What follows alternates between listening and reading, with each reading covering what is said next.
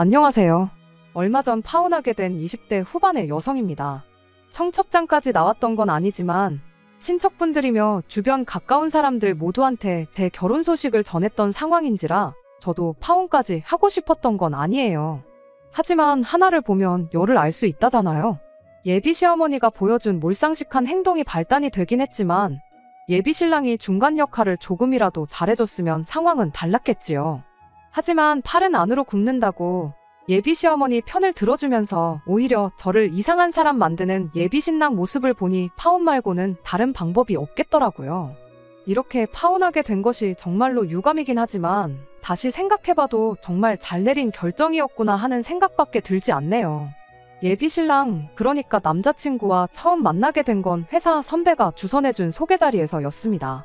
당시 제가 입사한 지 얼마 되지 않았던 시기였다 보니 거절하기 약간 애매한 부분이 있었어요. 좋게 돌려 말해서 거절을 했는데 끈덕지게 달라붙어서 한 번만 나가달라고 계속 부탁을 해오는 선배를 보니 어떻게 나가보지 않을 수가 없겠더라고요. 그래서 결국 소개 자리에 나가게 되었었죠. 그때 남자친구를 처음 만났던 거고요. 왜 그렇게 선배가 저한테 끈덕지게 한 번만 나가보라고 부탁을 했는지는 당시 남자친구를 만나보니 딱 알겠더라고요. 남자친구는 제 회사 선배의 절친한 친구였어요. 과거에 회식 자리에서 단체로 사진을 찍었던 적이 있는데 그 사진을 회사 선배 친구인 남자친구가 우연찮게 보게 되었고 그때부터 집요하게 저를 소개해달라고 부탁을 했었답니다. 10번 찍어 안 넘어가는 나무가 없다는데 당시 연애에 큰 흥미가 없었던 저도 끈덕지게 연락해오던 남자친구를 무시할 수는 없었어요. 직장 선배도 중간에서 노력을 많이 하기도 했었고요. 그렇게 결국 인연이 닿아서 남자친구와는 연애를 시작하게 되었죠. 2년간의 연애 후 남자친구의 청혼에 제가 결혼을 결심하게 되었던 만큼 연애하는 동안은 저에게 참 잘해주던 사람이었어요. 별 쓸데없는 걸 가지고 제 속을 썩이는 일도 없었고 이 사람이라면 평생 내 편에 서주겠구나 하는 확신이 있었죠. 먼저 결혼해서 가정을 꾸리고 살고 있던 저랑 정말 친한 친구가 있었는데 그 친구가 조건 보고 결혼하는 것도 좋지만 저를 많이 좋아해주는 사람하고 결혼하는 게 행복으로 가는 지름길이라는 조언을 해줬던 게 한몫했던 것도 있었고요. 아무튼 그렇게 남자친구와 결혼을 약속하게 되었습니다. 연애하는 동안은 예비 시어머니라는 사람을 겪을 일이 전혀 없었다 보니 정말 저도 조만간 가정을 꾸리고 행복한 결혼 생활을 시작하겠구나 하는 생각뿐이었습니다.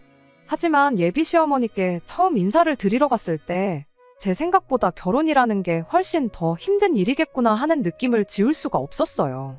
첫인상부터가 정말 대단하신 분이셨거든요. 처음 인사드리러 갈 때 빈손으로 갈 수는 없으니 여러모로 고민을 많이 했습니다. 남자친구가 저희 집에 결혼 허락받으러 처음 인사 왔을 적에는 과일 바구니를 사들고 왔었어요. 저도 똑같이 과일 바구니 가져가면 쉬운 일이겠지만 그렇게 할 수는 없었습니다. 남자친구가 자기 집 식구들은 전부 과일들을 안 좋아한다고, 여름에 한참 더울 때 수박 몇 통 사 먹는 거 말고는 집에서 과일 구경을 하기가 힘들다는 이야기를 연애할 때 해줬던 적이 있었거든요. 그런 상황인데 남자친구가 과일 바구니 가져왔다고 저도 똑같이 과일 바구니를 가져가면 성의가 없다고 생각하진 않을까 싶기도 했고 말이죠. 그래서 이것저것 고민하다가 꽃다발과 식사하기 전에 간단히 먹을 수 있는 전통차를 가져갔어요. 예비시댁에 도착해 먼저 인사부터 드리고 식사는 근처에 남자친구가 예약해놓았다는 고깃집에서 외식을 할 계획이었거든요. 그런데 그때 반응이 참 안 좋았었습니다. 예비 시어머니가 제가 들고 온 꽃다발을 보자마자 표정이 일그러지는 게 제 눈에도 딱 보였어요. 뭘 이런 걸 다 사왔냐며 제가 사온 꽃다발을 받아들으셨는데 식탁 위에다가 대충 집어 던져놓고는 다른 한쪽 손에 들려있던 쇼핑백을 흘긋흘긋 보시는 게 저거 말고 뭐 다른 건 없느냐고 물어보는 눈치였죠. 그래서 제가 이건 전통차라고 하고 쇼핑백을 건네드렸는데 거기서도 실망한 표정이 역력했습니다. 제가 다 죄스러운 느낌을 받을 정도로 말이죠. 그리고 역시나 예비 시어머니가 그때부터 제가 센스가 없다느니 어쩌니 하면서 눈치를 주기 시작하더라고요. 세상에 꽃 선물보다 쓸모없는 선물이 없다느니 어쩌느니 하시면서 꽃은 뭐 먹을 수도 없고 금방 시들어서 되팔 수도 없는 거 모르냐며 다음부터는 뭐 사올 때 돈이 되는 걸로 사오라고 하시더군요. 정 고르기가 힘들면 차라리 현금 봉투만한 선물이 또 없다고 하면서요. 저도 차라리 현금을 드렸으면 고민 안 해도 되고 편했을 거예요. 그런데 제가 암만 결혼하기로 했고 결혼 허락받으러 간 자리기도 했지만 아직 이 집의 며느리가 된 것도 아닌데 다짜고짜 용돈 봉투를 건네드리는 것도 이상하잖아요. 그리고 아무리 제가 준비한 게 마음에 안 들었어도 사람을 앞에다 두고 그렇게 무안을 주시니 솔직히 마음이 상했습니다. 제가 사온 전통차를 두고도 뭐 보리차만도 못한 걸 사왔느냐며 계속해서 현금 봉투 노래를 불렀습니다. 하지만 그게 다가 아니었죠. 남자친구도 괜히 지금 인사드리고 대화 나눠봤자 좋은 이야기 나올 게 없다는 판단이었는지 이야기는 나중에 나누고 배고프니까 식사부터 하러 가자고 분위기를 전환시키려고 하더라고요. 저도 바늘방석에 앉아서 어머님이 현금 타령하는 거 듣는 거보단 그게 낫다는 생각이 들었어요. 그런데 예비 시어머니도 참 어떤 의미로 대단하시더라고요. 거기다 대고 한다는 소리가 글쎄 뭐 돈 아깝게 고깃집까지 가서 고기를 먹냐고 집에 있는 거 차려줄 테니까 밥 먹고 가고 외식할 돈 있으면 그 돈을 차라리 당신한테 주랍니다. 선물이 시원찮네 어쩌네 그런 이야기는 안 하셨지만 그 이야기의 연장선이나 마찬가지였죠. 내 기분 잡쳤으니 돈으로 풀어달라 시위하는 거나 마찬가지였어요. 집밥이라고 뭐 대단한 거 해주신 것도 아니고 냉장고에 있는 밑반찬들 반찬통 그대로 꺼내주시고 그나마 예비 며느리 왔다고 생색이나 내시려는 듯 고등어 한 마리 구워주셨습니다. 그 와중에도 저 못 먹게 하려고 그러셨던 건지 식사하는 내내 고등어 살만 발라내서 남자친구 밥 위에다가 올려주시는데 제가 꽃다발 한 번 사왔다고 이런 대우까지 받아야 하나 싶은 생각이 다 들더라고요. 집에 돌아가는 길 남자친구가 바래다 주겠다며 따라 나왔는데 정말 파혼 이야기가 목구멍 끝까지 차올랐습니다. 지금 돌이켜 생각해보면 그냥 그때 파혼했었다면 그 후로 2달 정도나마 시간 낭비는 하지 않았을 텐데 싶네요. 그때 파혼을 안 했던 이유는 남자친구도 자기 어머니가 저한테 큰 실수하신 거고 잘못하셨다는 걸 바로 인정했기 때문입니다. 거기서 자기가 중간 역할을 제대로 못한 것도 저한테 빌듯이 사과를 해왔고 다음부터 2번 다시 어머님이 저한테 그렇게 막대하지 못하게 자기가 잘한다고 약속까지 했기 때문이에요. 저도 금방 화를 풀 수 있었던 건 이러나 저러나 제가 남자친구랑 결혼하는 거지 남자친구네 어머니랑 결혼하는 게 아닌 걸 알았다 보니 중간에서 남자친구가 자기 역할만 똑바로 해준다면 2번은 있지 않을 일이라고 생각했기 때문입니다. 그때는 팔이 안으로 굽는 법이라는 걸 전혀 생각도 하지 못했지만 말이죠. 그 뒤로 예비 시어머니를 한 번 더 찾아뵐 일이 있었어요. 그때는 그 노래를 부르던 현금 봉투는커녕 당한 게 아직 앙금으로 남아있었다 보니 그냥 빈손으로 찾아갔었습니다. 그런데 또 웃긴 건 예비 시어머니는 꽃다발을 사갔을 때보다 빈손으로 왔을 때 오히려 더 정상적인 사람처럼 보였고 저한테도 꽤나 잘해주셨었죠.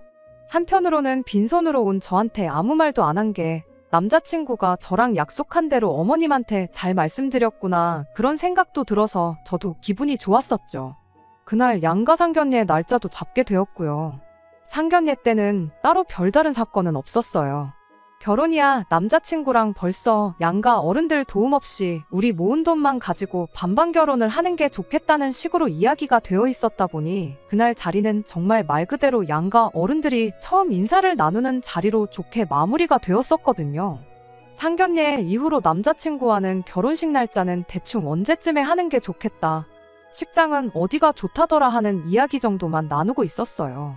그때쯤이 1년 중에 저희 회사가 가장 바쁠 시기라서 그 시기만 넘기고 본격적인 결혼 준비를 시작하려고 했었거든요. 그런데 그때쯤 예비 시어머니한테서 예단은 어떻게 할 거냐는 연락을 받게 되었네요. 결혼은 허례허식 빼고 남자친구와 제 돈만 가지고 하기로 했었고 당연히 예단과 예물은 생략하자고 벌써 이야기를 해놓은 상황이었거든요. 제가 예단은 안 하기로 했다고 대답하는 방법도 있었지만 처음 인사드리러 갔던 그날의 악몽이 떠올라서 이 부분은 남자친구한테 맡기기로 했습니다. 어머님께는 남자친구랑 이야기해보겠다는 간단한 대답만 했고 바로 남자친구한테 연락해서 이 부분은 잘 좀 설명드리라고 부탁을 했었죠.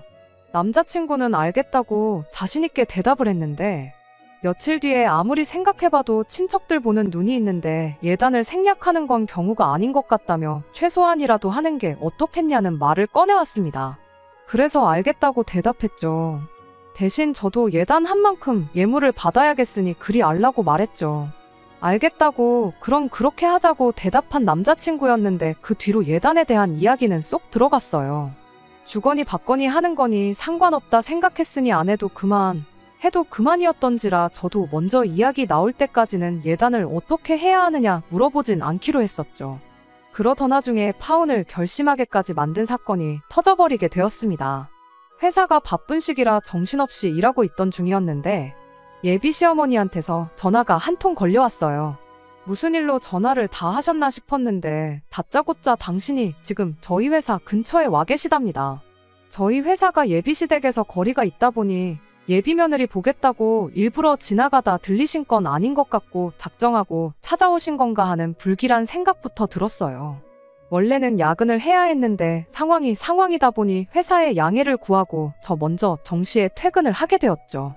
예비 시어머니가 저를 기다리고 있었을 근처 카페로 갔는데 세상에 카페 밖에서 저를 기다리고 계셨어요. 커피 한 잔 시키는 게 아까워서 저 올 때까지 밖에서 기다리셨던 건가 싶었는데 예상외로 그건 아니더군요. 그렇다고 카페에서 저랑 대화나 나누자고 오신 것도 아니었고요. 대뜸 저보고 어디 당신이랑 같이 갈 곳이 있다고 하더니 택시를 잡으시더라고요. 다들 예상하셨겠지만 택시비는 제가 냈네요. 도착한 곳은 저희 회사에서 가까운 거리에 있는 근처 대학병원 장례식장이었습니다. 대체 왜 누구 장례식이길래 예비 며느리인 저를 굳이 데리고 여기까지 오셨나 싶었는데 장례식은 예비 시어머니의 지인분 장례식이었습니다. 굳이 정확하게 짚어서 말한다면 예비 시어머니 고향 친구분의 남편 되시는 분의 장례식이었죠.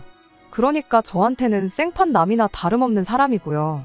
제가 아닌 예비 시아버지, 적어도 아들인 남자친구와 같이 가야 마땅한 장례식에 왜 저를 데리고 오셨나 했더니 아니나 다를까 장례식장 앞에 있는 ATM기를 가리키더니 저보고 부조금하게 저기서 한 50만 원 정도만 뽑아오라 시키는 겁니다. 예비 시어머니가 50만 원이 없어서 그런 건 당연히 아닐 거라는 생각이 들었고 굳이 저를 데려온 이유가 제 돈으로 부조를 하려고 그랬던 거구나 하는 걸 대번에 알게 되었죠. 거기서 대판 싸우는 방법도 있었겠지만 앞만 모르는 사람일지라도 장소가 장례식장 앞인데 거기서 싸워봐야 뭐 하겠냐는 생각이 들더라고요. 어이는 없었지만 남자친구한테 돌려받으면 되겠지 싶은 생각으로 현금 인출해서 제 돈으로 정말 일면식도 없는 분 장례식에 부조를 했습니다. 장례식장 안에는 들어가기 뭐했어요. 모르는 사람 장례식에 가는 것도 가는 거지만 당시 제가 입고 있던 복장이 장례식장에 어울리는 복장은 아니었거든요. 예비 시어머니가 너네 회사는 얼마나 막 나가는 회사길래 정장도 안 입고 출근을 하냐고 하셨는데 요즘 복장 가지고 그러는 회사가 얼마나 된다고 저러시나 싶었죠. 더 어이가 없는 건 장례식 마치고 예비 시어머니가 상주분하고 대화를 나누는데 저를 며느리라고 소개를 하더니 며느리 데려왔는데 뭐 시킬 일은 없느냐고 물어보시더라고요. 어머님 친구분도 어리 빠져서 얘가 뭔 소리를 하는 건가 하는 표정으로 어머님을 한번 쳐다보고 또 저를 되게 안쓰러운 표정으로 쳐다보시더군요. 그분이 어머님께 장례식장인데 당연히 일하는 사람들이 다 알아서 해주니 그런 거 신경 쓰지 말라고 마음만 받겠다고. 다행히 정리를 잘 해주셨어요. 장례식 끝나고 나와서는 예비 시어머니가 오랜만에 외출을 했더니 다리가 아프시다며 올 때는 지하철 타고 왔는데 갈 때는 도무지 지하철을 못 타겠다. 택시를 타야겠다 하시는 겁니다. 누가 들어도 택시비 대신 내주고 택시 태워서 집에 보내달라는 말로 들렸는데 저도 일부러 못 알아듣는 척 했어요. 다리 아프시면 택시 타셔야죠. 택시 타고 가는 게 훨씬 편하죠 하면서 맞장구만 쳐줬지. 제가 택시 잡아드리겠단 말은 끝까지 안 했습니다. 그리고 집에 돌아왔네요. 남자친구한테 내 돈으로 낸 부조금을 돌려달라고 해야 하나 말아야 하나 여러모로 생각을 하면서 전화기를 들었다 놨다 하고 있는 와중에 제 마음을 읽은 건지 남자친구한테서 전화가 걸려왔습니다. 전화를 받자마자 남자친구의 열받은 목소리가 들려왔어요. 연애하면서 정말 사소한 다툼 말고는 크게 싸운 적이 없었는데 그 어느 때보다 화가 잔뜩 나 있는 남자친구의 목소리를 들으니 당황스럽더라고요. 왜 그렇게 화가 났나 했더니 예비 시어머니가 다리 아프다는데 지하철 태워서 보내는 게 말이나 되냐며 저보고 제정신이냐고 따져 물으려고 했던 전화였네요. 저도 치사해서 말할까 말까 고민하고 있었는데 남자친구가 먼저 저렇게 나오니 말을 안 할 수가 없겠더라고요. 그래서 오늘 무슨 일이 있었는지나 아냐? 내가 회사에 양해까지 구하고 일찍 퇴근해서 어디를 다녀왔는지나 알고 나한테 열을 내는 거냐 따져 물었습니다. 세상에 태어나서 얼굴 한번 마주친 적 없는 분 장례식장에 가서 내 돈으로 부조금 50만 원 내고 왔다고. 안 그래도 그것 때문에 당신한테 한마디 해야 하나 말아야 하나 고민하고 있었는데 당신이 먼저 화를 내주니 할 말은 해야겠다고 당장 제 통장으로 50만 원 보내라고 했습니다. 예비 시어머니도 어이가 없다고 어떻게 당신 친구분 배우자 장례식장에서 예비 며느리 돈으로 부조를 할 생각을 하실 수 있냐고 같이 따졌죠. 처음 인사드리러 간 날부터 해서 무조건 제 편이 되어주겠다. 앞으로 중간 역할 잘하겠다던 남자친구는 온데간데 없고 가족이라고 눈에 불을 켜고 어머님 편을 들더군요. 어차피 너랑 나랑 결혼하면 시댁 경조사는 당연히 참석해야 되는 거 아니겠냐고. 너는 그깟 50만 원 부조하고 온 게 아까워서 복수하겠다고 다리 아파서 힘들어하시는 예비 시어머니 택시 한 번 안 태워주고 그 사람 미어터지는 시간에 지하철을 태워보냈어야 했냐며 성질을 부리는 겁니다. 그 말을 듣자마자 이미 제 머릿속에는 파혼이라는 카드밖에 떠오르지 않았어요. 처음 인사드린 날에 참고 넘어갔다고 해서 두 번째, 세 번째도 참아야 하는 법은 없잖아요? 남자친구한테 딱 잘라서 말했습니다. 길게 말할 것도 없고 오늘부로 파혼이라고. 앞으로 결혼 준비고 뭐고 할 것도 없고 내일부터는 그냥 남남이 되는 거니 연락이고 뭐고 하지도 말라고 했죠. 지렁이도 밟으면 꿈틀한다는데 남자친구는 제가 시작하자마자 파혼하자는 말을 꺼낼 거라고는 생각도 못했나 봅니다. 파혼 이야기 나오자마자 떵떵거리던 큰 목소리가 개미마냥 작아지더니 난데없이 자기가 잘못했다며 사과를 해오더군요. 중간 역할 제대로 못하고 아니 애초에 할 생각도 없었던 남자친구가 문제이긴 했지만 구차하게 나오는데 확실하게 싹을 밟아줘야겠다는 생각밖에 들지 않았어요. 그래서 조금 모질 수도 있지만 당신 어머님이 잘못한 건데 왜 당신이 사과하냐고. 나한테 제대로 사과하고 싶으면 어머님이 내 돈으로 부조한 돈 50만 원 들고 찾아와서 나한테 직접 사과하게 만들라고 전했습니다. 제가 화만 풀 수 있다면 뭐든지 하겠다던 남자친구도 그것만큼은 못하겠다고 다시 자존심을 부리더군요. 그래서 그럼 잘 알겠다고 오늘부로 당신도 파혼하는데 합의를 한 걸로 알겠다 말하고 두 번 다시 연락하지도 말고 마주치지도 말자 말하고 파혼하기로 했습니다.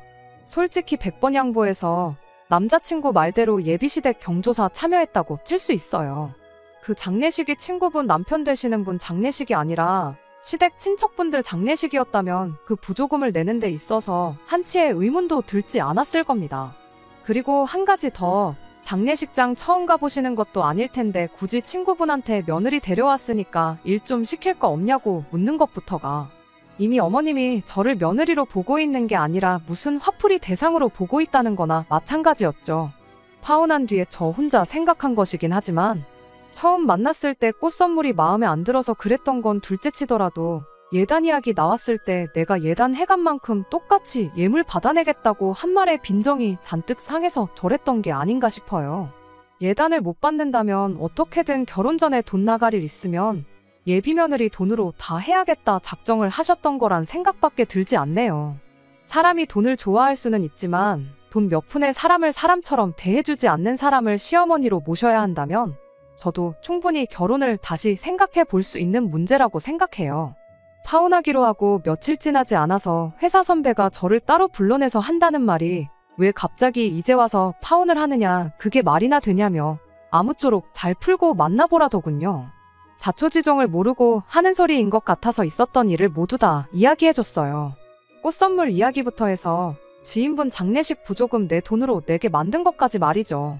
그 말을 듣더니 회사 선배가 아연실색을 하더군요. 학창시절부터 남자친구와 계속 중마고우로 지내온 선배였는데 이런 일이 있었단 사실을 듣고는 남자친구가 정말 다시 모인다고 하더라고요. 그리고 얼마 전에 회사 선배가 저한테 한다는 소리가 결국 자기도 남자친구를 손절했다고 하더라고요. 곰곰이 생각해보니 그동안도 자기 돈 몇 푼 쓸 때는 엄청 생색내고 친구들 돈 쓸 때는 엄청 궁시렁대고 그랬었나 보더라고요.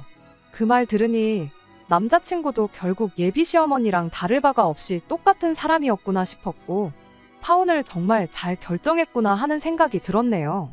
결국 제 결혼은 쫑나고 말았고 부조금으로 들어간 50만 원은 돌려받지 못했네요. 하지만 돈 50만 원으로 앞으로의 제 암울할 뻔했던 결혼을 물을 수 있었으니 그 값으로는 싸게 먹혔다고 생각하려고 합니다. 이제 20대 후반인데 저한테 남은 시간은 아직도 한참 많으니까 말이에요. 끝까지 들어주셔서 감사합니다. 오늘의 사연은 여기까지입니다. 구독과 좋아요, 알람 설정 부탁드리고 더 좋은 사연으로 다시 찾아뵙겠습니다. 감사합니다.